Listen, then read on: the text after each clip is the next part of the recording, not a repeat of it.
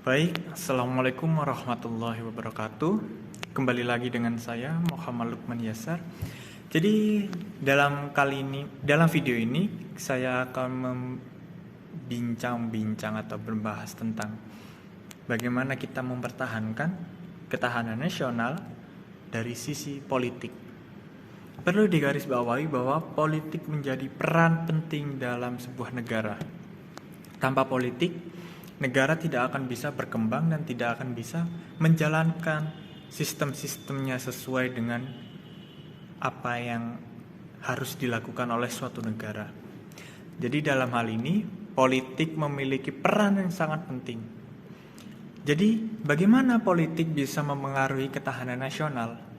Ketahanan nasional tidak hanya berupa pertahanan militer atau pertahanan seperti arteri ataupun logistik yang harus mempertahankan suatu wilayah, tapi politik juga bisa menjadi tumpuan atau pedang panjang untuk menjaga suatu negara. Saya akan membahas sedikit mengenai sistem politik. Jadi, sistem politik ini dalam hal ketahanan negara bermaksud untuk bisa memberikan sumbangsih kepada negara melalui orang-orang terpilih, orang-orang yang memiliki ilmu, memiliki koneksi agar suatu negara bisa terjaga. Salah satunya yang akhir-akhir ini akan panas dibahas di seluruh media ataupun seluruh channel nasional, yaitu pemilihan umum 2024. Kenapa hal ini bisa menjadi poin penting untuk menjaga ketahanan nasional? Karena kita memilih presiden yang akan menjabat selama 5 tahun. 5 tahun ini bukan waktu yang singkat atau sekejap seperti menjentikan jari, tapi seseorang presiden itu bisa memberikan kebijakan yang lebih baik jika dipilih oleh rakyat dan memiliki kompetensi dalam memimpin suatu negara. Baik, pemilu 2024 nanti kita akan memilih presiden yang akan menjadi presiden ke-8 tentunya. Dan juga kenapa bisa pemilu ini menjadi salah satu polemik untuk menjadi ketahanan nasional? Karena seperti yang kita tahu, kebijakan-kebijakan yang presiden ambil dan membuat keputusan yang mengesahkannya yaitu DPR, mengesahkan MPR, kebijakan-kebijakan dan tindakan yang diambil oleh presiden dapat menentukan bagaimana negara ini bergerak. Jadi, jika negara ini bisa dibilang memiliki keterbelakangan dalam hal ekonomi, sosial, dalam segi politik ini, negara bisa menunjang kekurangan yang ada dalam negara tersebut.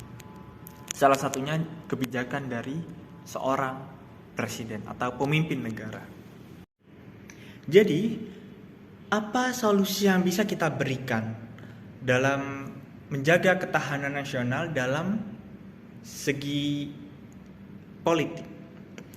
Yang pertama, kita sebagai masyarakat Indonesia harus memiliki kesadaran atau berpikir kritis terhadap sesuatu yang sesat. Dalam hal ini, tidak semua orang yang berkompeten atau memiliki ilmu itu orang yang benar-benar baik atau bisa merubah menjadikan Indonesia ini lebih baik. Belum tentu, banyak juga kasus-kasus yang kasus-kasus seperti DPR, adalah kasus suap, korupsi dan lain sebagainya. Jadi solusinya pertama, kita sebagai masyarakat perlu berpikir kritis. Tidak hanya kita mempercayai seseorang melalui media massa yang hanya mungkin di balik layar orang tersebut bisa berubah 180 derajat, tidak seperti di media yang disiar-siarkan. Lalu yang kedua, untuk menjadi warga negara yang baik, kita perlu mensumbangsih diri kita ke mungkin yang akan datang seperti pemilu ini. Usahakan kita selain dari berpikir kritis untuk memilih, kita harus menggunakan hak kita, hak warga negara untuk memilih presiden atau pemimpin negara yang terbaik. Karena jika kita salah untuk memilih, kita yang akan dirugikan. Dan kita juga harus memiliki hak itu, kita harus menggunakan hak itu. Jangan sampai kita membuang hak yang seharusnya kita dapat untuk menjadi warga negara, yaitu memilih. Sebagai mahasiswa, remaja atau generasi muda, kita perlu menggunakan hak kita sebagaimana kita diberikan oleh negara hak untuk memilih. Jadi dari saya mungkin jangan sampai golput ya. Lalu yang terakhir, mungkin kita bisa memiliki visi misi ke depan, bagaimana negara ini bisa bergerak. Karena dari sisi politik kita harus bisa menjalankan suatu program atau sistem yang bergerak di bawah naungan suatu negara. Jadi politik tidak hanya seperti pengacara, jaksa, tapi kita perlu adanya kebijakan-kebijakan yang bisa mensejahterakan rakyat. Dan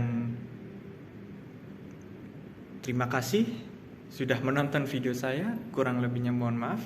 Wassalamualaikum warahmatullahi wabarakatuh.